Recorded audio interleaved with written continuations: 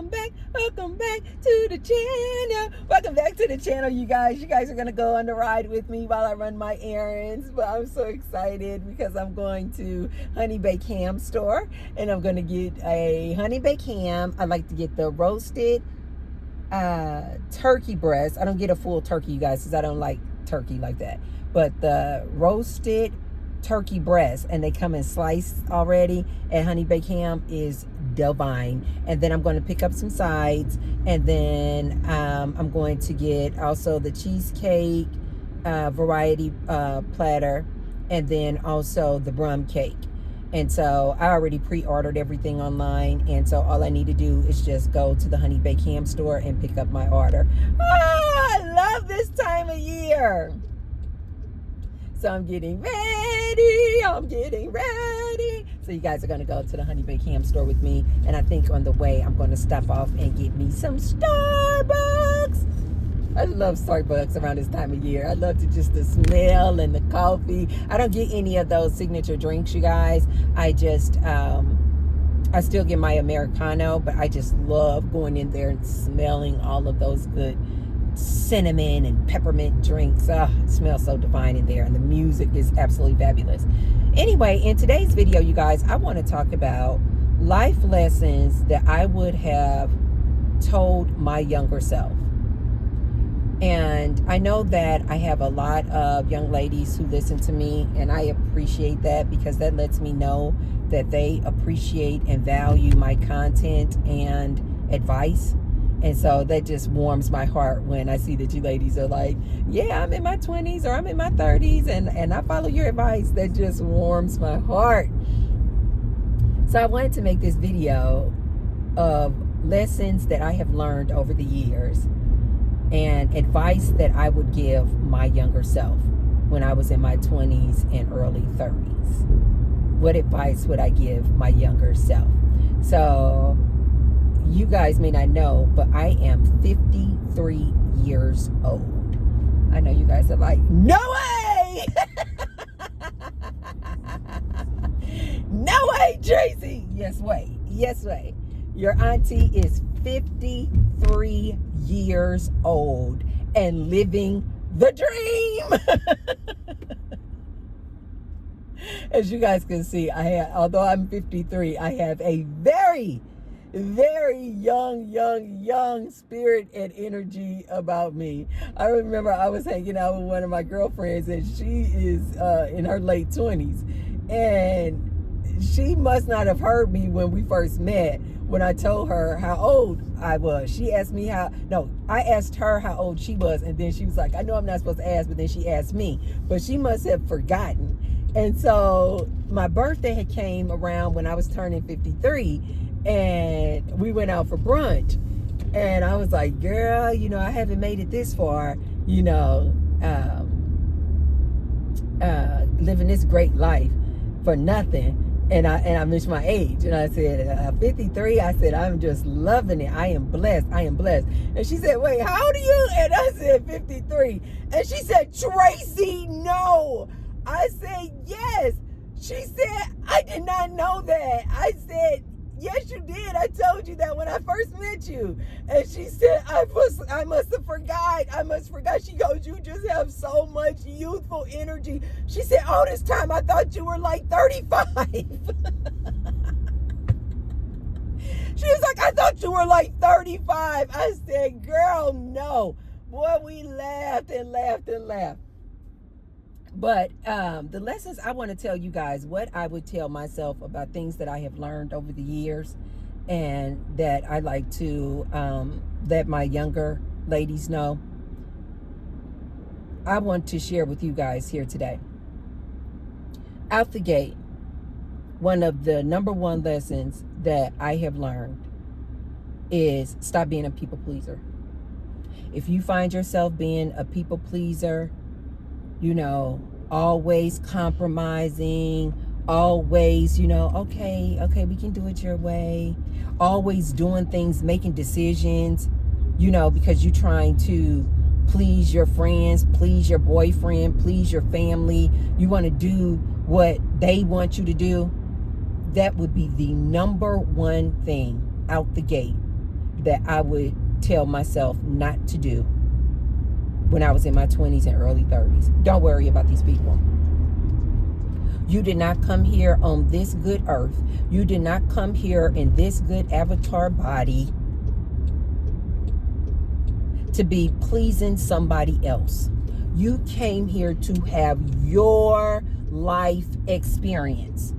So what if your parents don't agree? So what if your boyfriend doesn't agree? So what if your friends don't agree? You didn't come here, ladies, to live a life for other people. Stop trying to please other people. Stop making decisions in your good life because you think that it'll make somebody else happy. It'll make your parents happy. It'll make somebody else happy. They already had their life to live.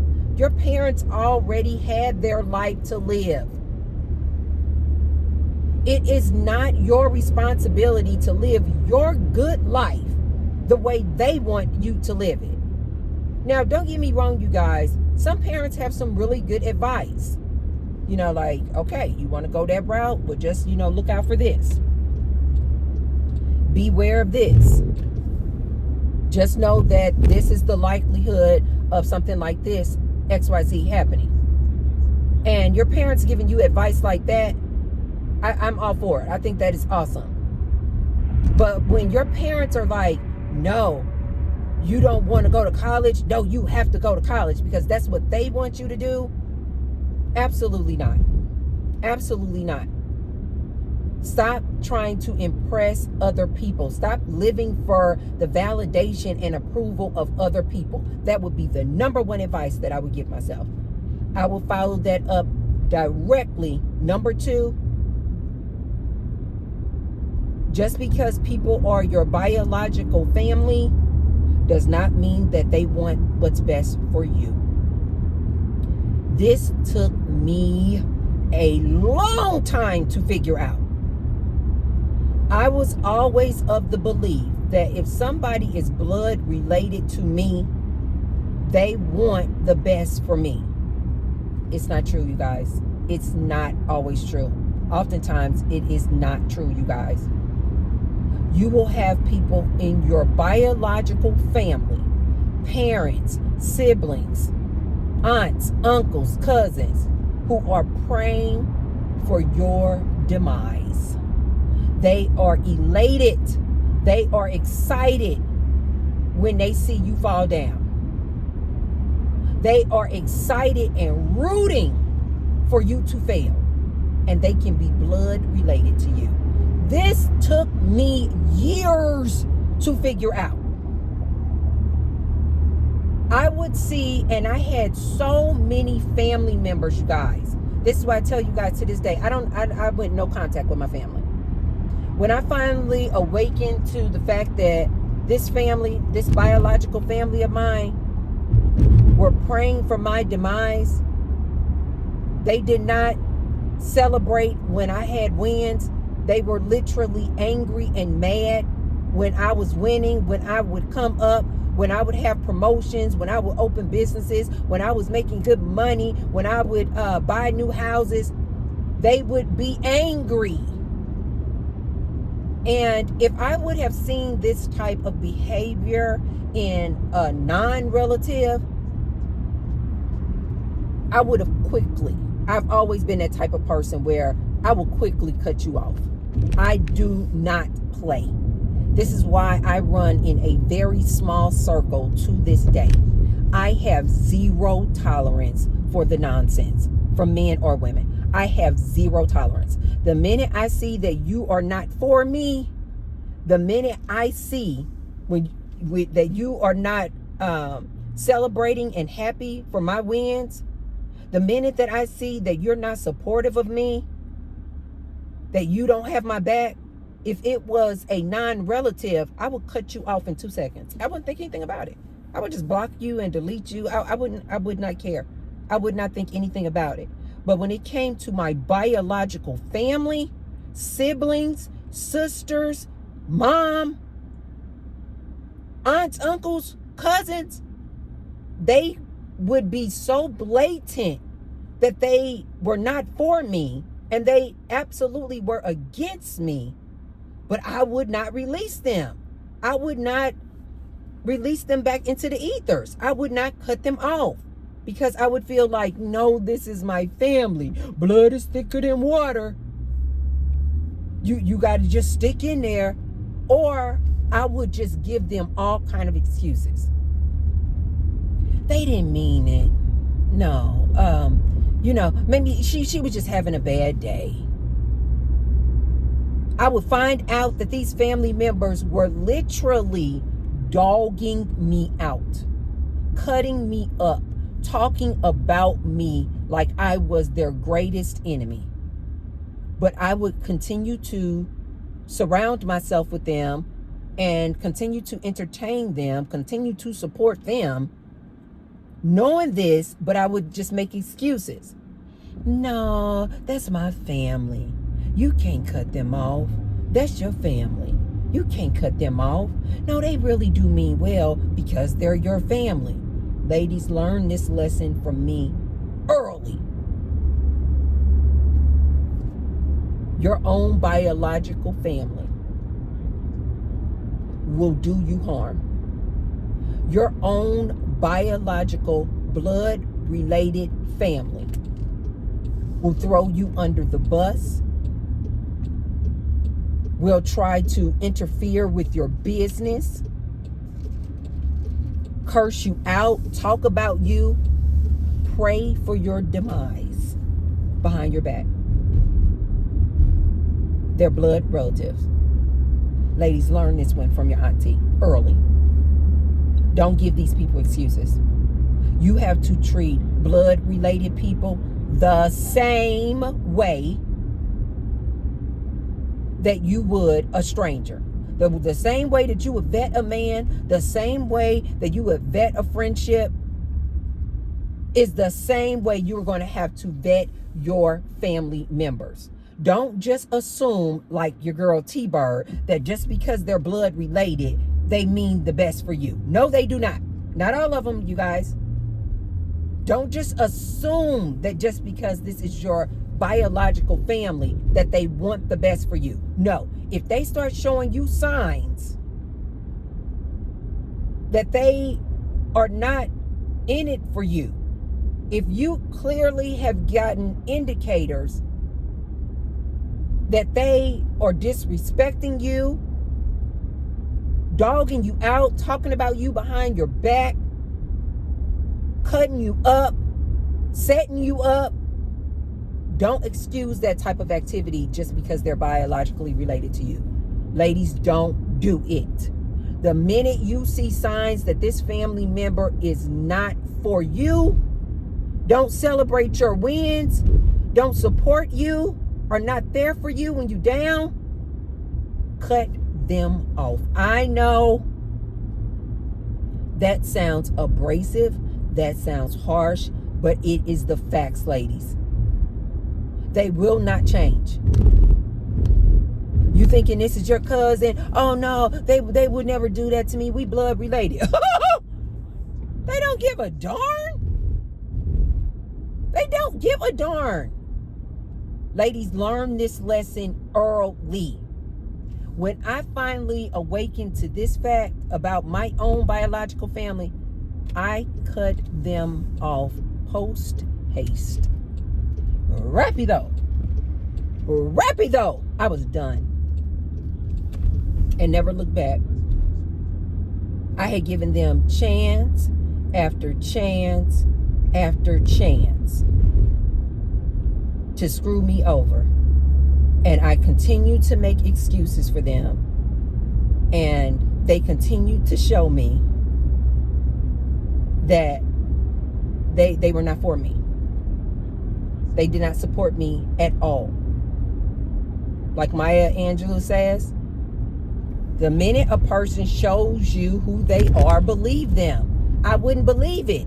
I would just be like, no, I would be in disbelief. Like, no, they could not have done that. They are my relatives. Ladies, your own blood family will do you dirty. I mean dirty. I had multiple blood-related family members do me dirty. Like I won't even speak about it on here. Dirty. But to this day, I don't contact, I don't talk, I don't converse with these people at all. I remember when I would tell people this, especially like around this time, around the holidays. Oh, did you call your family? Did you call your mother? Did you call your sisters? I'm like, I don't talk to these people. But it's Christmas. But it's Thanksgiving. But it's the New Year. I don't give a darn about these man-made holidays. I don't give a darn. Once you show me that you have ill will toward me, I'm done. I don't care at all about nothing you are talking about. I am done. Over. Finito. Ladies, learn this lesson. Oftentimes you may already know, like I did. If it's a stranger who shows you their colors, you probably already know. Okay, let them go. When they show you who they are, believe them and release them back into the ethers, let them go. But it's these family members that can be really, really tricky. Because if you were raised like me, you were raised that blood is thicker than water. You got to forgive them. They're your family. You have to deal with them. No, you don't. Listen to your auntie. No, you do not. No, you do not. Some people, even blood related, you're going to have to release. Thank them for the time spent and release them. You don't owe them anything, and they certainly don't owe you anything. Get busy with your life. The third lesson that I would tell my younger self is to build up your sisterhood. Build up your friendship base. Start formulating a good, sound foundation of non-related people who have shown themselves to be loving, loyal, committed, dedicated, supportive, there when you need them. Start building up your sisterhood. Because when I was younger, you guys, like I told you guys before, I was always in relationships. So my man used to be my everything.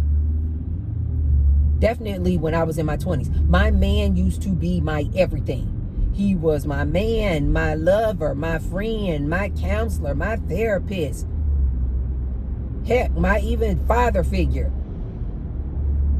My man would be my everything. I would talk to him about everything. I went everywhere with him. And I was definitely guilty of not having friends. I would just always be with this man that I was in a relationship with. If I were to talk to my younger self, I would say, do not put all of your eggs in one basket. Do not put everything in your man or this relationship. You need to have relationships outside of your man. You need to have a girl that you go to the mall with, that you shop with. Maybe maybe have an older lady on your roster that you can get that good wisdom from, and that good intel and experience from. Maybe have a girl on your roster that you like to go out and party with. Maybe have another group of friends that you're in a book club with. Things like that, you guys. Do not rely on just your man. I used to be so guilty of this, where I would meet girls and they would be a good girl, like, oh my God, she could probably make a really good friend. But I wouldn't pursue it.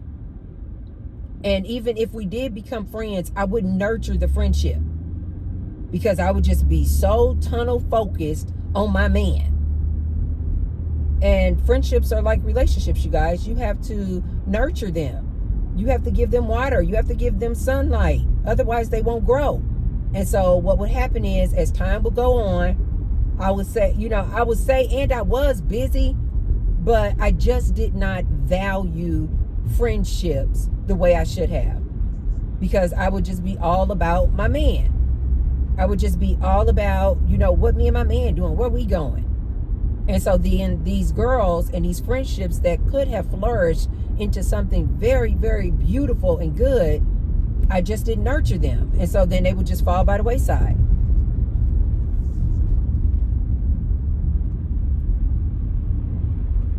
Next thing you know,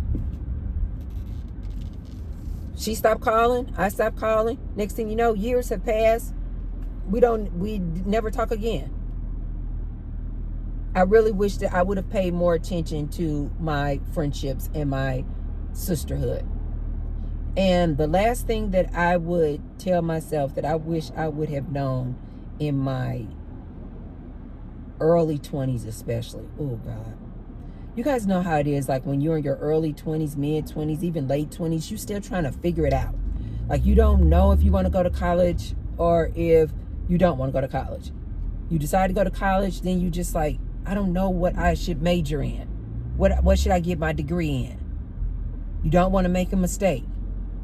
Then when you get out of college, you just like, I don't know what career path I want to go down. It's just everything is all up in the air.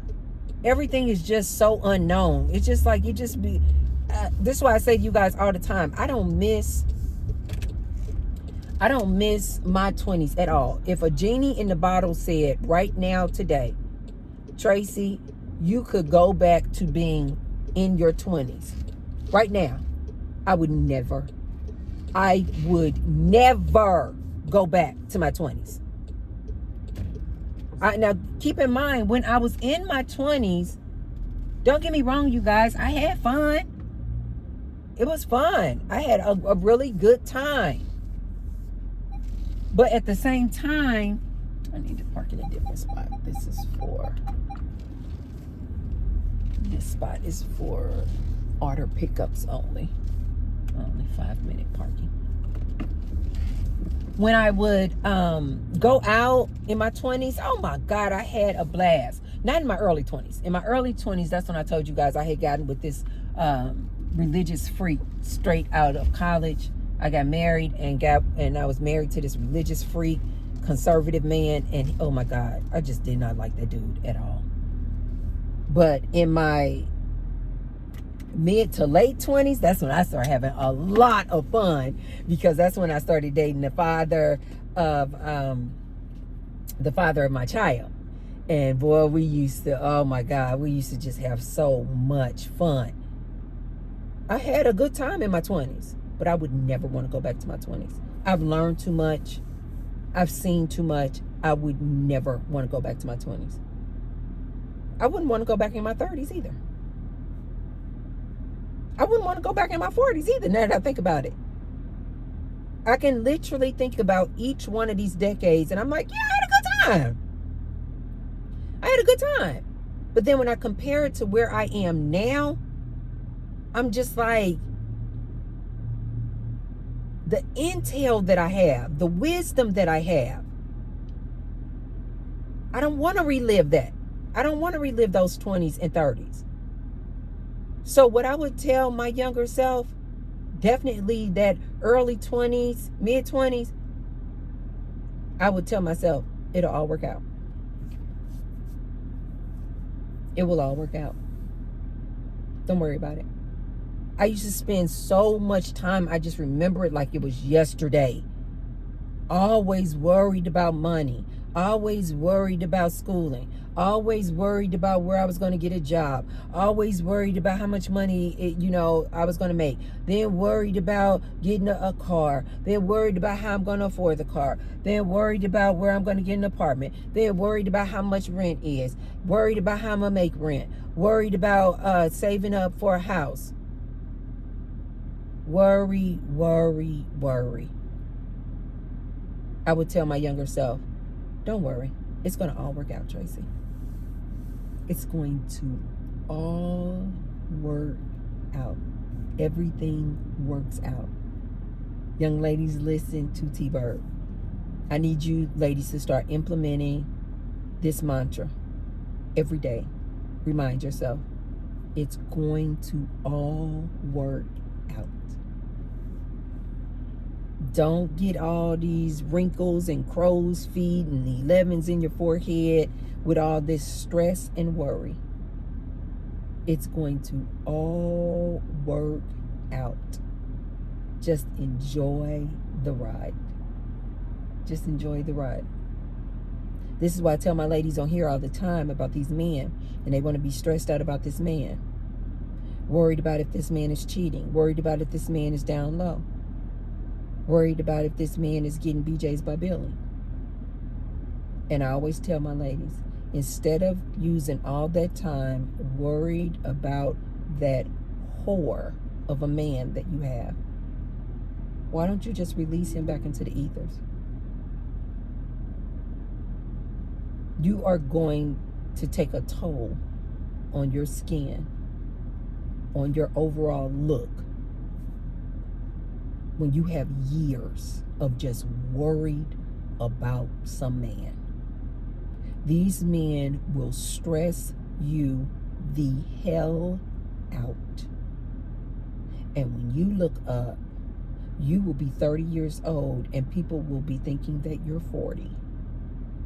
Because you just have all of that stress, worry, and concern on your face. And it's just making you just look sad, worn. Just the wear and tear just makes you look 10, 15 years older than you are.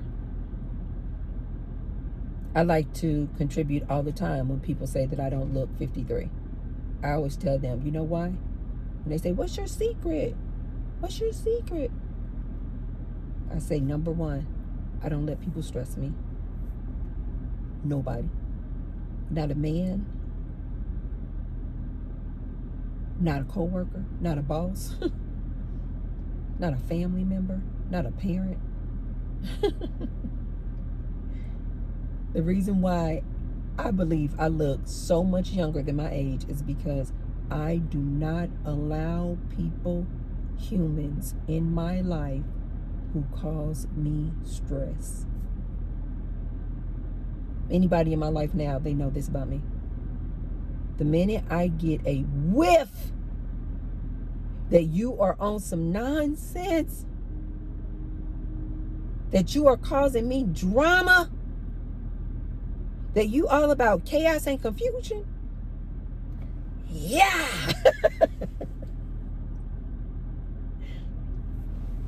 Before you know it, you'll look up and you'll be like, dang, I haven't heard from Tracy in like 2 years. That's because you were causing Tracy stress, and Tracy doesn't allow people to cause her stress. I remember when I was working at Neiman Marcus, I was in my 20s. And I was working with these older white ladies. And I used to love when I was on the same shift with them. And they were in their 60s. They were just working part-time at Neiman Marcus just to get the discount, because we used to get some really good discounts. And so they didn't really need the money. They just liked the discounts. And they liked, you know, shopping at Neiman Marcus. And so they were both working part-time, and they were in their 60s. And the one lady told me, she said, if I had a chance to go back to my 20s, she said, I would never go back to my 20s. I was like, really? And she said, absolutely not. She said, for her, she said 20s were the worst. I couldn't get my mind around this. I was like, are you serious? You wouldn't want, I'm thinking, you 60 and you wouldn't want to go back to being 20? She said, absolutely not. She said, my 20s were the worst. She said, you always trying to figure it out. You don't know where you're coming or going. Everything is so up in the air and so undecided. She said, I would never go back to my 20s. She said, I wouldn't go back to my 30s either. She said 30s was when I was really deep, heavy into my career, working long hours, working all the time, having to manage kids. She said, I would never go back to my 30s. She said 40s is when it starts getting good. She said, when you hit 40, she said, that's when life really begins and starts getting and becoming really, really fun. Again, I'm in my 20s. I think I was like 22. And I was like, what? 40? You guys know how that is. When you're in your 20s, 40 sounds like so far from now. Like, what? And I said, really? She said, 40s is when it starts getting fun. She said, because when you hit 40, now you are established. You made the money that you had to accumulate in your 30s. You probably well established in your career. The kids are should be grown, or right there at grown. 18, 19, basically they're not little anymore where you got to be taking care of them. They should be self-sufficient, if not grown, by the time you hit 40. She said, and then you are just doing your thing without the responsibility of these kids, without having to be worried and stressed out about money. And the one lady had divorced in her 40s. And she said, and without having to worry about some man. She said, life got really, really fun when you hit 40. And in my life experience, that is 100% facts, you guys.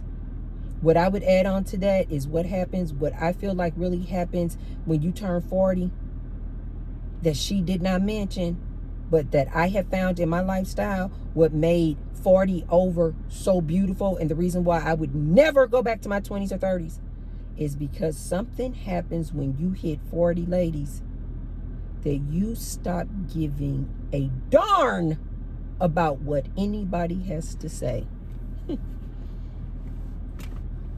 I remember that like it was yesterday.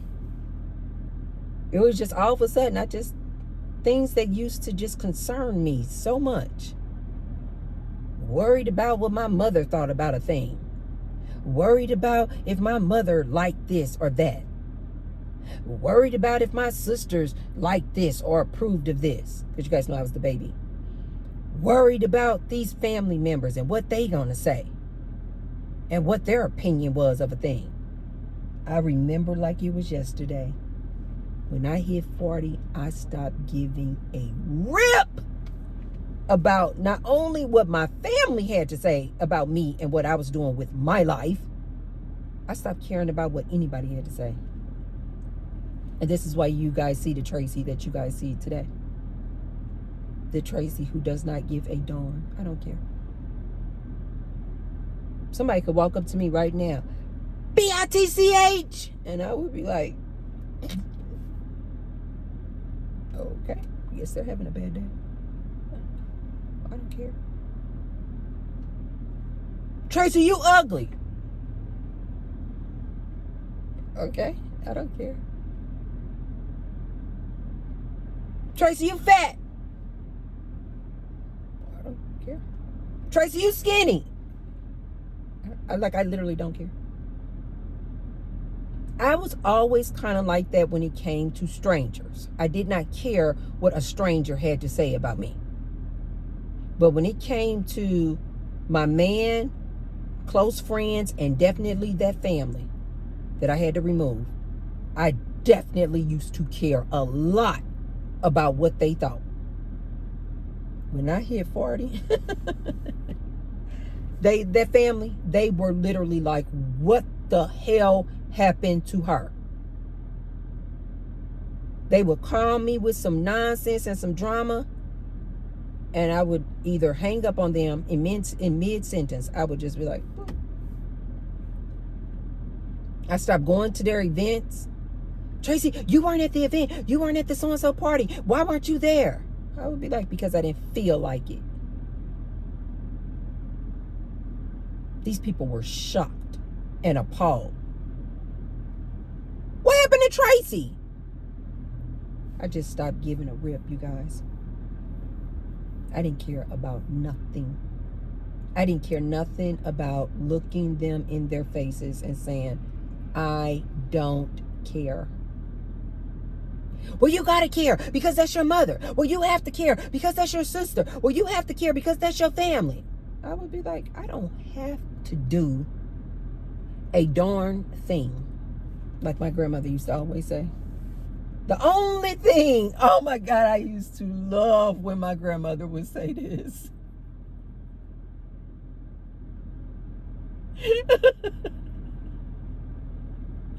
R.I.P. Ernestine. Baby, Ernestine would say, somebody would say, you got to do this. No, Ernestine, you have to do this. No, you have to do that. No, you got to be here. And Ernestine would say, the only thing. Oh, God. Ernestine would say, the only thing I got to do is live and die. Oh my God. Oh, Ernestine was raw and real, you guys. A lot of my like rawness and the way that I talk. Now she had a potty mouth. Woo-wee! Ernestine was cursed like a sailor. But a lot of my personality and the directness and the I don't give an F, like I have no more F's to give. Oh my God. I absolutely get that from Ernestine Oakley. Ernestine was like, got to. You got to do that, and Ernestine. You got to be over there. You got to do that for them. You got to lend somebody some money. Ernestine was like, the only thing I got to do is live and die. Who are you talking to? Who are you talking to? I developed that in my 40s. When I turned 40, it was just something like the light just came on. Like, Tracy, it is not that serious. Stop trying to live for other people. Stop trying to live to impress other people. Stop trying to live to impress these family members. The only thing you got to do is live your best life. Ladies, the only thing you got to do is live your best life. Don't worry about the rest. Don't worry about it. This is why I tell you guys all the time on here. They want to take away certain degrees. Don't worry about it. They want to take away your Section 8. Don't worry about it. They want to take away your food stamps and SNAP benefits. Don't worry about it. It's going to all work out. It's going to all work out. Don't worry about it. It's going to all work out. This is why I tell my ladies on here all the time. They want to be debating and going back and forth with these manosphere men. These silly little red pillars. These incel dudes. I'm like, ladies, stop debating them. They are so insignificant in the grand scheme of things. These men are so insignificant. Why are you worried about these silly little boys? Especially ladies, if you're in your 20s and 30s, I promise you, when you get to the beautiful age of 53 in your 50s, if you are lucky enough to live to this age and beyond, you're going to look back and say, why was I playing around with these dudes? Why did I give so much of my time, energy, and effort and attention to these insignificant dudes? In the grand scheme of things, they were so irrelevant. Why did I waste so much time on these dudes? This is why Auntie tries to catch you ladies as early as I can. Don't worry about these dudes. Decenter these men. You are never going to get to your 50s, 60s, 70s and look back and say, I wish I would have played around with more of those red pill guys. You know what I regret? I regret that I didn't go and give that incel dude some P-thing. You are never going to regret that, ladies. But what you are going to regret is how much time you spent on insignificant things. You are never going to look back and say, I regret that I went and got my degree. I regret that I graduated university and got that really good job. I regret that I took that money from that great paying job and put it as a down payment on a house and got that big, beautiful house. I regret that I took the money from my great job and got me a nice, beautiful car, reliable car. I regret how much time I spent on pampering myself, loving myself, growing my hair, nurturing myself, drinking water. All the time I spent dedicated to my health and my diet. You are never going to regret those things. What you are, however, and what you will, however, regret is time spent on nonsense. Time spent trying to please other people. And the last thing that I'm going to leave you ladies with, that I would tell my younger self, and I would tell any younger ladies in her 20s and 30s, you create your own reality. You are the author of your story. Stop blaming other people for things that happen to you. You are creating this. If you don't like something in your story, you have the choice to erase and remove that person, that thing out of your story. There is no such thing as a coincidence, ladies. Everything happens for a reason. This is why I tell you, ladies, I can look at all of my exes and say, this is what I learned from this man. This is what I learned from this woman. This is what I learned. Through learning that life lesson, it propelled me to the next stage in my life. There's no such thing as a coincidence, ladies. So instead of you being down and out, crying your heart out about cheating Brian, I need you to wake up. Cheating Brian came into your life for a reason. Get the lesson and move on. Stop wasting your time debating, arguing, fighting, and fussing with this cheating whore of a man. Leave him alone. Get the life lesson and move on. Oftentimes, you guys, the life lesson that you need to get from a thing is what it taught you about you. What it taught you about you. That perhaps you are too nice. That perhaps you have your guards down too low. That perhaps you are too desperate, that you are allowing certain people in your life. Oftentimes, you guys, the life lesson is a lesson that you needed to learn about you. Oftentimes people are like, oh, I learned the lesson. I learned the lesson that Brian is a cheater. No, that's not the lesson. The lesson was you need to learn how to discern. You need to learn how to be better at choosing people to be in your inner circle. That was the life lesson. Not that Brian was a cheater. Okay, Brian was a cheater. Okay, cool. But what did you learn about it personally? Ladies, I need you to realize you are the creator of your reality. This is the last lesson I want to give you, ladies, but this one is the most important.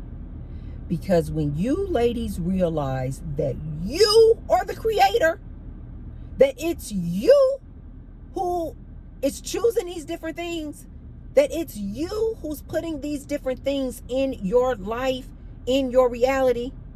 Once you realize that it's you, You can no longer be the victim. But what's most beautiful about that is that you also know that you can change it. This is why I tell you guys, I've had a lot of horrific things happen to me. From men, from family members, friends, a lot. But you guys see, I never really go off into a lot of detail and get all melancholy and sad and doom and gloom about all the things that somebody did to me. You know why? Because I know now. I'm the creator.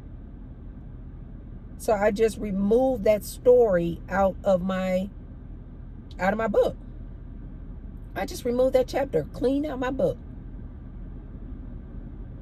When you ladies realize that you are the author of your story and you can just delete chapters, delete people right up out of your story, it is so beautiful. It is so beautiful. This is why I tell you guys, when people come into my life and I see that it's about to be some drama, I'll be like, nope. I can't. Nope. People come to me all the time. You still talk to that one girl? I'll be like, no.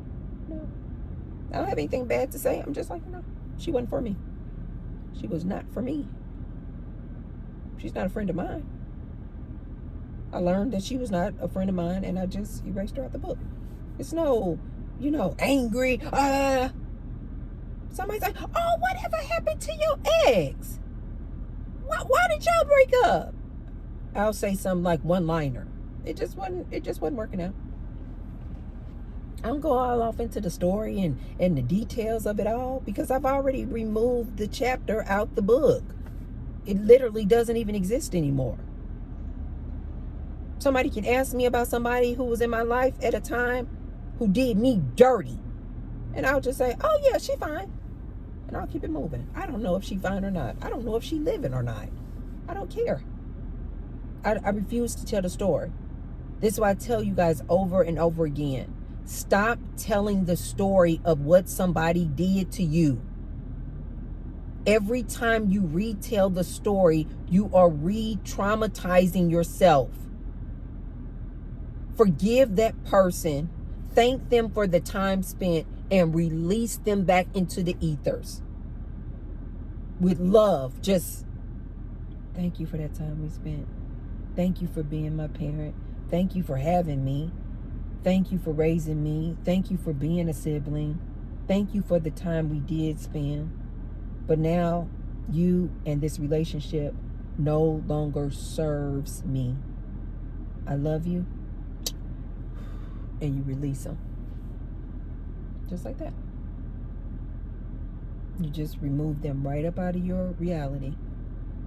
And then you just start putting things in your reality that you do want.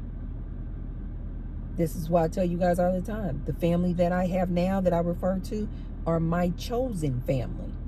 Because I chose them. I created that family. I created that tribe. To me, that is the most beautiful family that you can have, ladies. The one that you create. The one that you chose. Ladies, you are the creator. Don't let no man tell you that he's your leader, he's the boss of you, he's the king of the castle. The Bible says that he's supposed to lead you. No, the hell he is not. He is a human. No other human is supposed to lead you. Lead yourself. And as I've told you ladies all the time, why are these men so adamant about wanting to be somebody's leader? Why don't they go lead themselves? That's how you know that they're not leaders, lady. Why does a leader need to go out looking for somebody to follow him? Lead yourself, sir. Ladies, you are the creator. But more importantly, you are creating your reality. This is an illusion. Don't take it so serious, ladies. Have fun. I'm going to leave you with that. Have fun.